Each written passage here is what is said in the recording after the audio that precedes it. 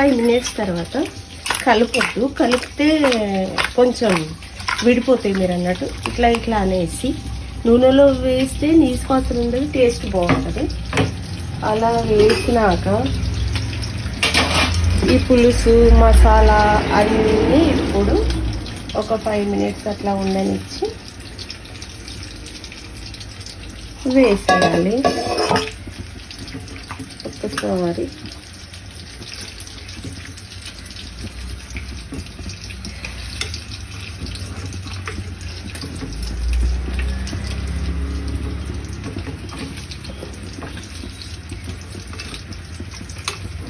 Fish పులుసు fry complete అయిపోయిందండి. ఇదే ప్రాసెస్లో మా మమ్మీ చేస్తుంది. చిన్నప్పటి నుండి చూసి నాకు కూడా ఇదే అలవాటు అయింది. ఇదే రకంగా చేస్తాను నేను. మా పిల్లలకి మా ఆయన కూడా బాగా నచ్చుతుంది ఇట్లా.